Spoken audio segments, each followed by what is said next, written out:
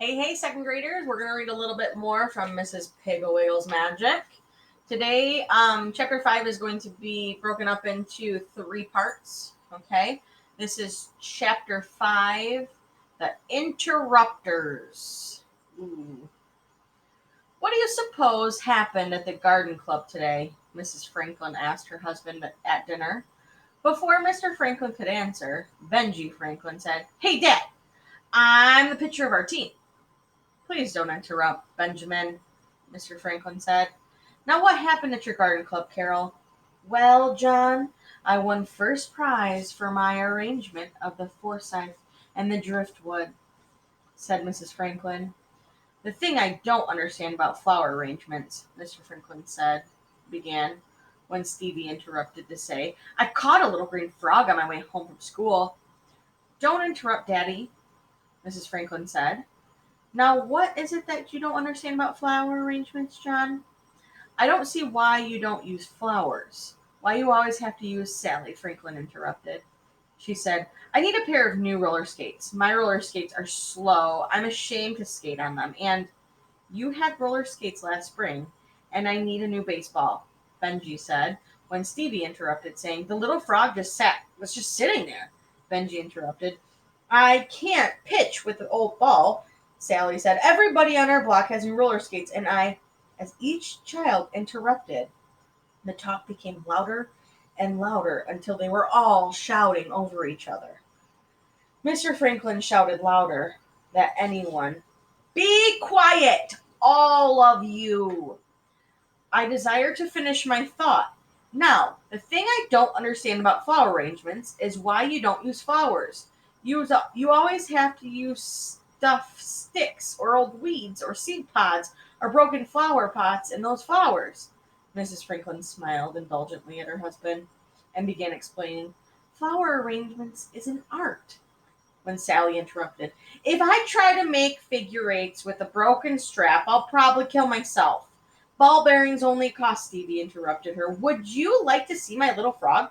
"I've got," Benji interrupted him. "Doesn't anyone in this family care that I'm the captain of my baseball team? Doesn't anyone..." "Stop interrupting!" Mr. Franklin shouted. It was quiet for a minute. Mrs. Franklin began again. "Flower arranging is an art." There she was interrupted by a loud scream from Sally. "Mother! Daddy! Stevie has a frog in his pocket! I heard it, and I heard a ee!"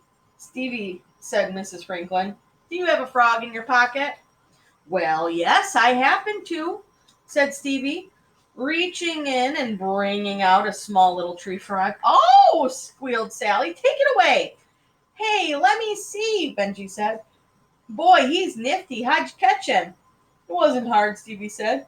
"I was just walking along and I heard him." "Take the frog outside," Mr. Franklin said sternly. "Oh, Daddy, not outside," Stevie said. "He'll get away." "Outside," Mr. Franklin repeated.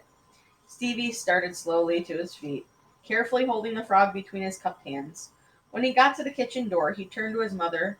"Say, Mother," he said, "this frog would be just fine for your flower arrangement."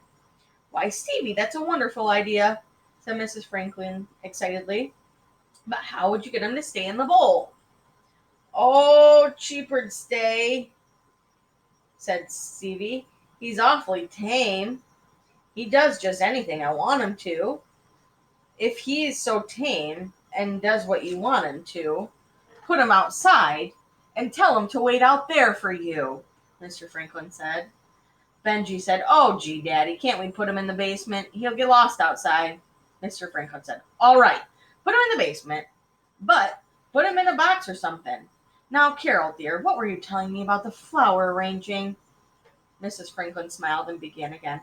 "I said, flower arranging is an art." "Hey, Daddy, is this box all right?" Stevie called from the kitchen, where he was standing on a high stool rummaging around on the shelf. Mr. Franklin said, "Don't interrupt your mother. Is talking." Mrs. Franklin began. "Flower arranging is..." Stevie came into the dining room, poked at Father's arm, and whispered in a loud, hoarse whisper, "Is this box all right, Daddy?" Mr. Franklin put his hands to his head. I'm going crazy, he said. Interrupt, interrupt, interrupt. That's all these children do. We haven't finished a sentence in this house for weeks now. Stevie, you stand right here and wait until your mother finishes about her flower arranging and how it's an art. And Stevie did, although it took Mrs. Franklin almost 15 minutes. It was uninteresting to him, and his frog kept cheeping loudly. The very second Mrs. Franklin finished her explanation of flower arranging, Stevie said, "Hey, Daddy, is this box all right?" "Yes, yes, yes," said Mr. Franklin. "Go put the frog in it. Carol, do you suppose that Mrs. Piggle-Wiggle knows a cure for interrupting?" "I wouldn't be surprised," said Mrs. Franklin. "I'll call." Sally interrupted. "If I had new roller skates, I would go do a double figure." "What do frogs eat?" called Benji from the basement stairs. "Ate backwards," finished Sally. "Are flies all right?" called Stevie. Sally said, "I could help you with dishes every night." "I mean dead flies," called Stevie. "To pay for them, it wouldn't," began Sally. Benji yelled, "Stevie has the box full of old dead flies. That won't kill this little frog, will it?" Sally said, "If you don't leave roller skates outside." "Hey, Mom, Benji's dumping all the flies all over the basement stairs," Stevie called.